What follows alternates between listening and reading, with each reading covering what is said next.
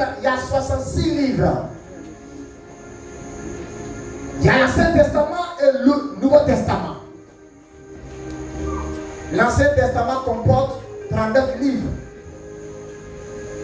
Le Nouveau Testament comporte 27 livres. Alléluia. Et vous allez voir que la Bible n'a pas été écrite comme ça. Chaque livre de la Bible traduit une identité de cet homme que ce soir je vais te présenter. Alléluia. Je ne serai pas long, mais je vais citer quelques livres de la Bible et te révéler le message clé que ces livres transportent. Alléluia. Dans Genèse, la Bible le présente comme le créateur de l'univers. La postérité de la femme.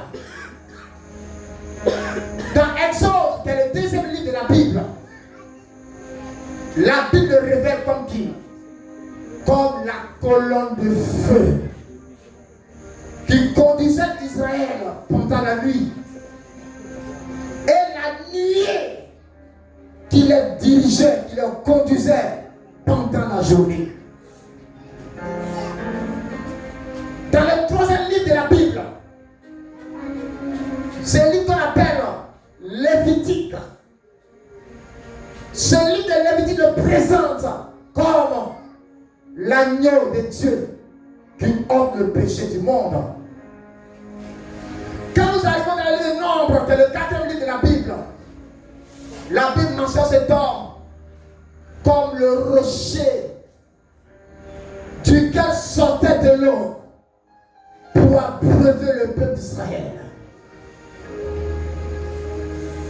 Dans le livre de Deutéronome, qui est le septième livre de la Bible, Dieu le révèle comme le donateur de la loi. Lui qui vient pour réguler, lui qui vient pour nous montrer la conduite à suivre. Le sixième livre de la Bible, c'est le livre de Josué. Josué le présente comme le capitaine de l'armée du Dieu vivant. Quand vous arrivez dans le septième livre de la Bible, c'est Juge. Juge le présente comme le libérateur et le restaurateur des destinées qui sont brisées.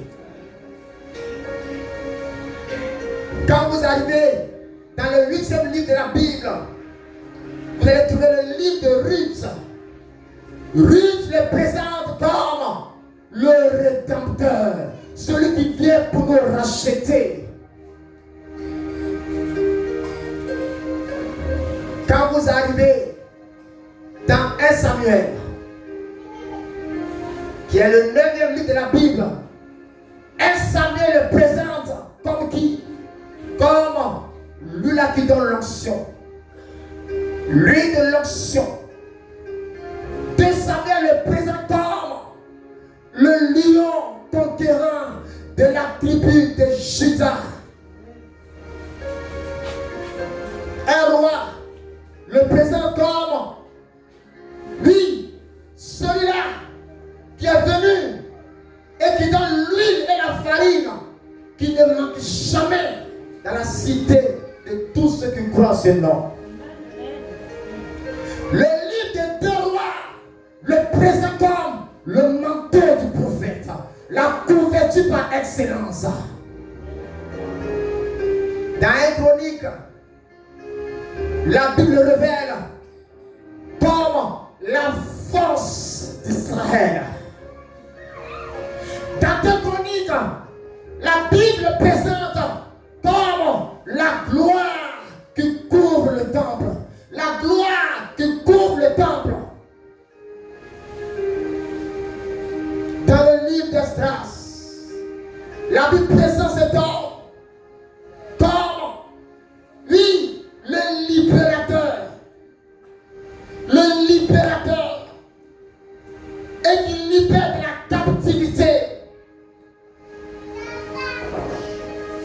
Alléluia.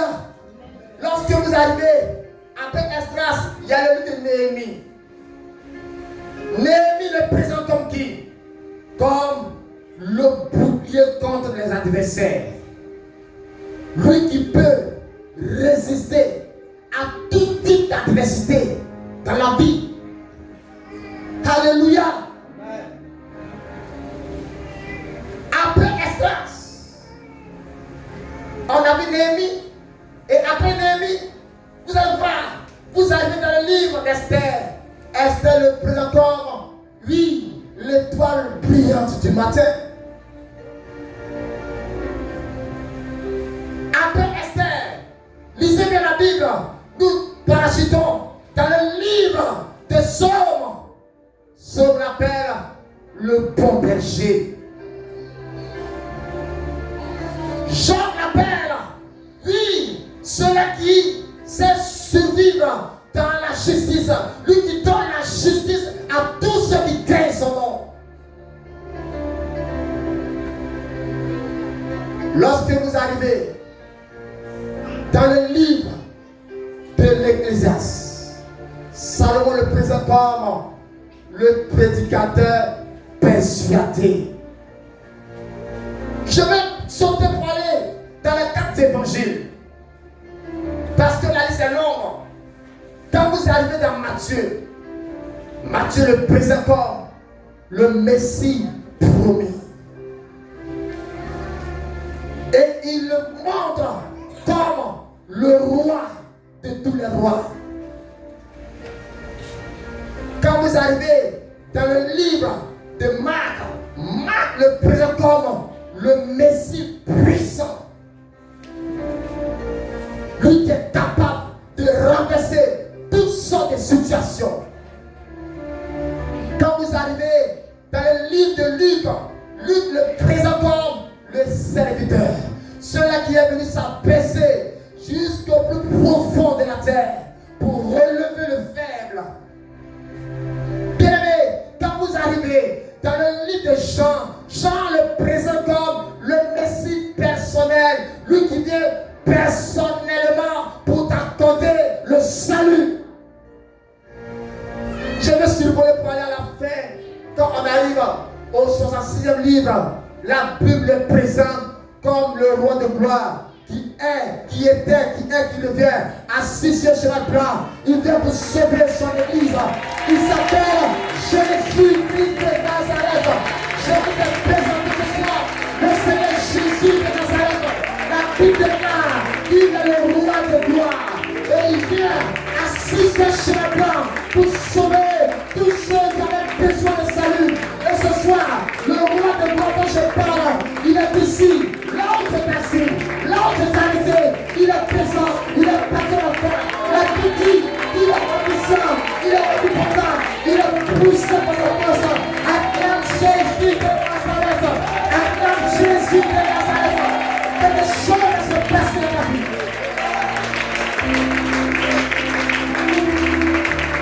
Alléluia. Et il appelle l'agréable conseiller.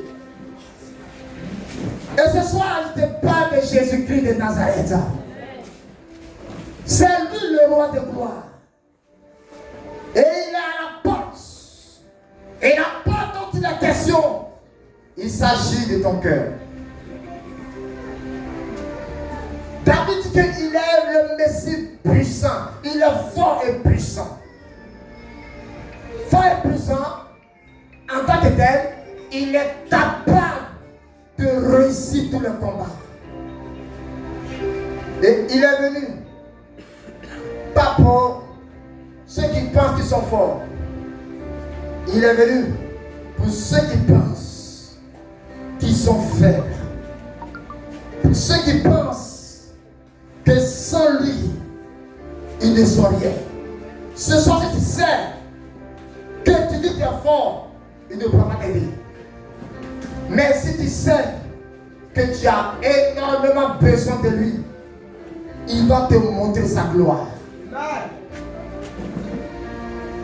Laisse-moi vous dire dans la Bible, dans l'histoire de Lazare, il y a un jeune homme qui s'appelait Lazare. Lazare, il tombe malade, il meurt.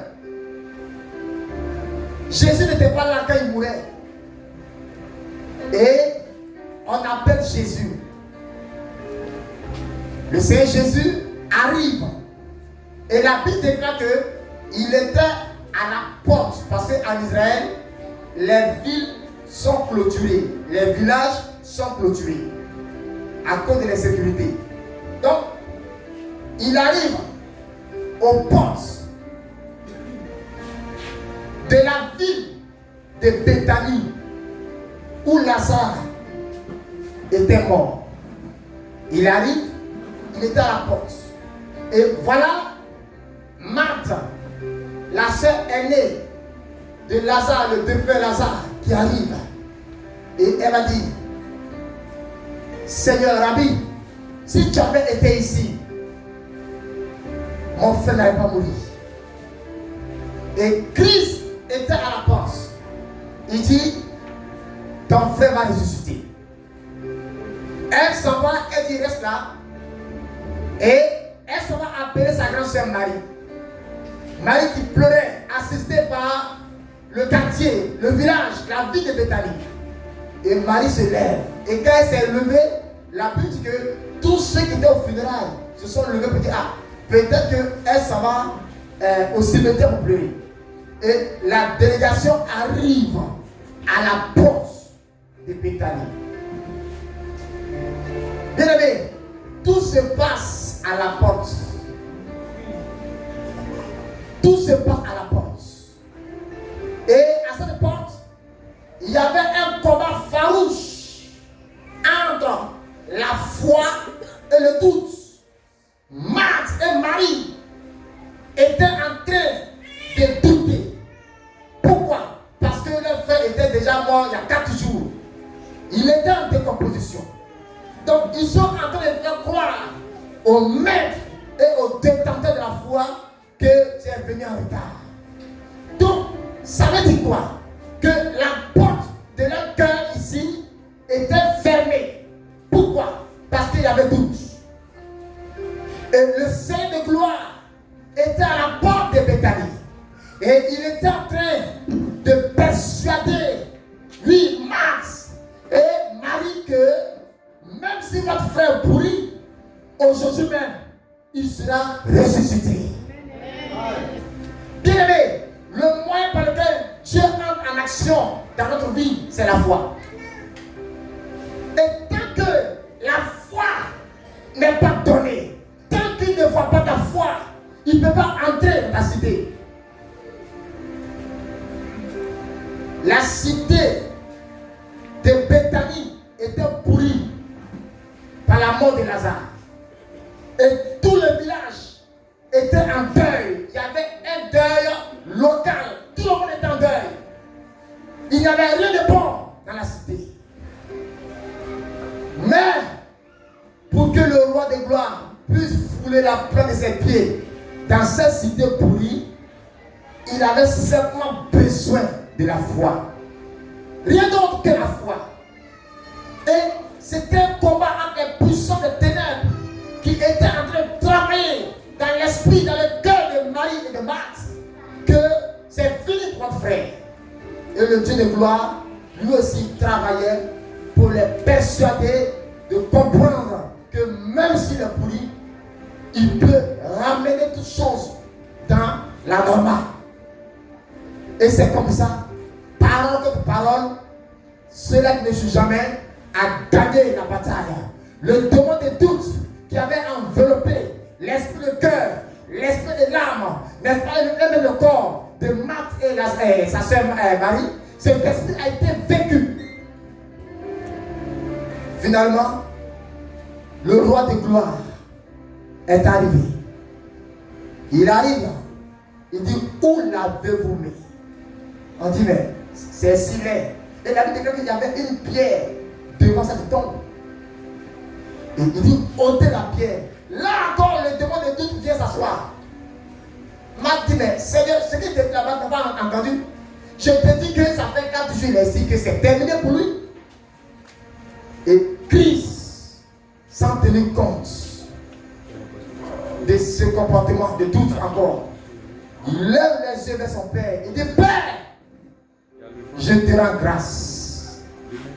Parce que je sais que tu m'exauces toujours. Mais je suis en train de faire cette prière à cause de cette foule qui est en train de douter. Ayant dit cela, la Bible déclare, il dit, ôtez la pierre. La pierre est ôtée. Et d'une voix forte, il cria, Lazare, sors. Amen. Amen. La voix du salut. La Bible dit dans Jean 5, 28, l'heure vient où tous ceux qui sont dans les tombes entendront la voix de leur Créateur et ils sortiront vivants de ces tombes. Ils sortiront vivants de ces tombes. Une année, il a prié pour une dame comme ça. Ça fait 20 ans. Elle et son mari sont en France, mais ils n'ont jamais eu le titre de nationalité française. C'est un couple des églises d'Assemblée de Dieu. Plusieurs prières, plusieurs jeûnes, mais zéro. Jusqu'à ce que, par la grâce de Dieu, le couple m'a contacté. Je leur ai dit, c'est un petit problème. C'est un petit problème. Est-ce que vous avez encore la foi? Je vais vous donner un jeûne de 3 jours. Et on va prier. Le monsieur lui l'a déserté, il dit c'est pas la peine. Et c'est la femme seule. Je prie le Seigneur pour les femmes ce soir. Parce que vous faites beaucoup pour vos foyers. Acclamons Jésus de Nazareth. Parce que les hommes se dégradent très vite. Amen. Mais souvent les femmes, elles sont persévérantes. Et la plupart de ceux pour qui j'ai appuyé, sur 100%, je peux dire que 110% sont les femmes. Que Dieu vous bénisse. C'est simple ce soir, même quand on regarde ce soir le pourcentage d'hommes et de femmes, on voit que je vois ce soir en face de moi des marques et des maris. Acclamons Jésus de Nazareth. Qui sont venus chercher la solution par rapport à leur famille, par rapport à leurs frères, par rapport à leurs parents. Mais je te dis ce soir que ça va marcher pour toi. Ça va marcher pour toi. Et ce jour, on a commencé le jeûne. On a commencé lundi, mardi, mercredi. On a prié sur WhatsApp. Et la dame, le deuxième jour du songe, elle me dit, ah, papa, j'ai fait un songe. Dans mon sommeil, c'est comme si la banque de mon mari se trouve au cimetière. Donc, quand il prend l'argent, il dit que mon chéri, il est fait dépôt à la banque. Et elle voit dans le son depuis la maison, elle voit que c'est. Il y a une jolie banque, mais la banque se trouve au cimetière. C'est la banque que son mari va faire dépôt. Et ce qui faisait que depuis que son mari travaille, ils n'ont jamais pu acheter un terrain. À part un terrain que quelqu'un lui a offert. Parce que tout était verrouillé. Tout se passait comme si leur vie se passait dans un cimetière. Tout était bouilli, rien n'avance. Au cimetière, il n'y a pas la vie. Mais c'est là-bas que Jésus est entré. Il n'y a pas un territoire où Christ ne peut pas entrer. Il peut entrer dans tous les territoires, pourvu que la porte soit là, la foi. Amen. Et c'est là qu'on a prié. Et on a bombardé. Oh, cette épave démoniaque, on a cassé. Oh, je sais que pendant la prière, le Seigneur a envoyé des anges vraiment très outillés. Et ils ont cassé ces banques. Ils ont vidé. Voilà. Tout ce que cette banque a pris à ce couple, tout a été vraiment repris. Le lendemain matin, dès 7h00, c'est qu'elle appelle les 9h. La dame m'appelle en pleurant. J'ai cru même qu'il y a un décès après la prière. Elle a pleuré au moins pendant 1 minute presque. Je dis, mais à quoi? Et elle me dit, papa, mon mari et moi, on vient de recevoir un mail qui dit que notre demande de nationalité française a été accordée. Depuis 20 ans d'opposition, 20 ans de pleurs, 20 ans d'incertitude, 20 ans de désespoir, 20 ans où il se dit que peut-être que c'est le sort que Dieu leur a réservé. Mais bien aimé, Ma Bible dit, dans Jérémie 29, verset 11, Dieu dit, je connais le projet que j'ai formulé sur toi. Projet de paix et non de malheur. Afin que vous ayez un avenir radieux, un avenir de gloire. Ce sont des choses merveilleuses que Dieu a décrétées sur la vie de chacun de nous. Nul dans ce monde n'est venu pour vivre la souffrance. Quand la souffrance devient éternelle dans ta vie, bien aimé, c'est que quelque part, il y a la main du diable. Il ne veut pas que tu sois dans la paix. Alors il trouve ta vie. Et ta vie devient comme un cimetière. Rien ne va. Mais le roi de gloire dont je parle, la Bible dit le fort et le puissant. Écoutez, quelle voix qui peut faire sortir en espace d'une fraction de seconde une personne qui est décomposée et même qui sentait, hein, à une fraction de seconde, elle a dit Lazare, sort automatiquement. Dans cette voie, il y a tout ce qui est guérison. Dans cette voie, il y a tout ce qu'on appelle miracle. Je dis, il n'a pas pris 2 jours pour reconstituer Lazare. Regardez à la médecine, quand une personne fait un accident et que son corps est blessé, la personne est déchiquetée. Mais la médecine prend au moins des mois et des mois. Il y a des gens qui font au moins 1 an sur les hôpitaux. Et même là même, ces personnes sont entre la certitude et l'incertitude. Est-ce que ça va marcher? Et ça dure. Et même quand tu sors de l'hôpital des hommes, tu sors avec des séquelles. Alléluia. Mais ce que je te parle ce soir, lui, il n'a pas besoin d'attendre 30 minutes pour te faire voir sa gloire. Il n'a pas besoin de 2 jours pour que tu expérimentes qui il est. À la fraction de seconde, il dit c'est fait et c'est fait. Lazare, sors! À l'instant, Lazare a été reconstitué. Pas en 2 minutes, mais en 1 seconde, il a fait. Bien aimé, c'est Dieu là, j'ai peur de lui. C'est Dieu. La Bible dit le fort et le puissant. Ça va que ça te dit, quel que soit le nombre d'années où tu as souffert. Bien aimé, on a fait des programmes de prière ici où pendant qu'on priait, il y a des gens dont les dossiers ont été bloqués depuis des années. Mais pendant qu'on prie ici, on les a appelés. Bien aimé, tu es venu dans une zone où la gloire de Dieu, comme une rotation, il y a un réseau. La gloire de Dieu est ici. Et pendant que tu écoutes le message de ce lieu, matin, midi, soir, la puissance de Dieu est en effervescence. La gloire de Dieu est au travail. Et Dieu va régler tous les domaines de ta vie que Satan a détruit depuis des années. Est-ce que tu crois cela? Il a besoin seulement de ta foi. Dans Luc 1:37, il dit, si tu crois, tu verras ma gloire. C'est pas ce soir, Dieu t'invite à ne plus douter.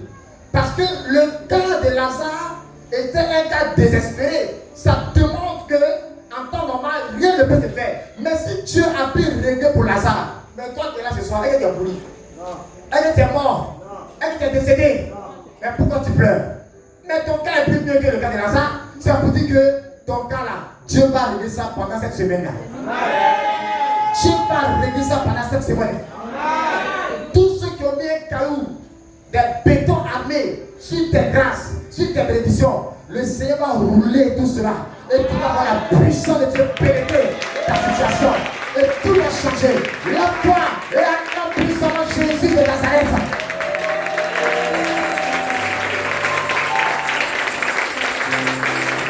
Merci Seigneur. Ce soir, tu vas légèrement fermer tes yeux. Et tu vas dire merci à Dieu pour cette parole. Nous sommes à l'ouverture. Tu vas dire merci au Seigneur pour sa parole.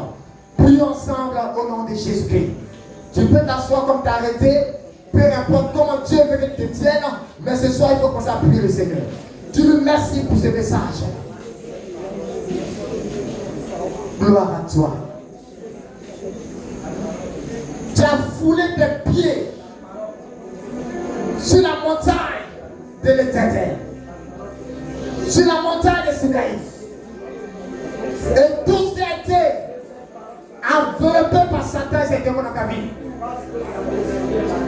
La main puissante de l'Éternel, la voix de Dieu va forcer tes ennemis à abandonner le combat qu'ils ont lancé contre toi depuis des années. Oh Jesus. Gloire à toi. Gloire à toi. Il faut prier le Seigneur. Je demande au Seigneur avec un petit élément pour nous disposer ce soir à recevoir la main de l'Éternel. Merci Jésus. Gloire à toi Seigneur. Il est capable. Il est capable. Oh Jésus. Oh Jésus. Merci Seigneur. Ce soir, nous sommes introduits au nom de Jésus. Pendant que le Dieu certainement va nous faire écouter cette chanson, le Seigneur voudrait lancer la paix du salut. Bien-aimé, si tu veux la gloire de Dieu, tu dois vraiment accepter Jésus, c'est-à-dire accepter la foi. Peut-être que tu as entendu parler du Seigneur, mais quand tu regardes la qualité de vie humaine, malheureusement c'est certain que tu n'as pas encore donné ta vie à Jésus. Bien-aimé, j'étais comme toi, très malade, poursuivi par mes ennemis. Et j'ai cru que j'avais accepté Jésus. Mais loin était vraiment l'idée, selon Dieu, que je l'ai accepté. Jusqu'à ce que je reçoive l'évangile. 28 ans en arrière, quand je l'ai accepté, c'est là que mon miracle est arrivé. C'est pourquoi pendant que cette mélodie passe, je vais appeler devant ici tous ceux qui veulent donner la vie à Jésus. Bien, donne ta vie à Jésus si tu veux voir sa gloire. Tu peux venir devant ici, toi qui veux donner ta vie à Jésus. La fête est lancée. Jusqu'à présent, tu n'as pas encore pris cette décision de donner ta vie à Jésus. Si tu l'acceptes, ton histoire va changer. Jésus t'appelle ce soir. Il te tend sa main, la main du salut. Il veut te sauver de tous ces malheurs qui se répètent dans ta vie. Ce monde dans lequel nous habitons est très spirituel. Si la main du Seigneur ne vient pas en aide, tu vas rester dans cet état. Jésus t'aime. Jésus t'aime. Jésus t'aime. Jésus t'aime. Gloire à toi, Seigneur. Que ma vie soit une fleur. Gloire à toi, Seigneur. Merci, Papa. Que ma vie soit une fleur. Que la gloire soit rendue à toi.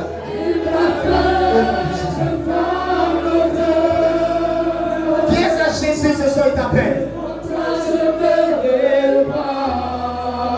Les sorciers de ta famille te demandent. Relève-toi dans ta vie.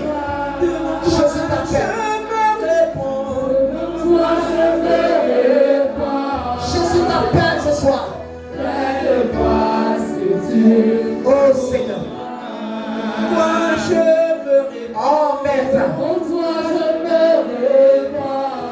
Gloire à toi Jésus. Merci Jésus. Devant toi je me. Gloire à toi Seigneur. Nous allons porter un moment de silence.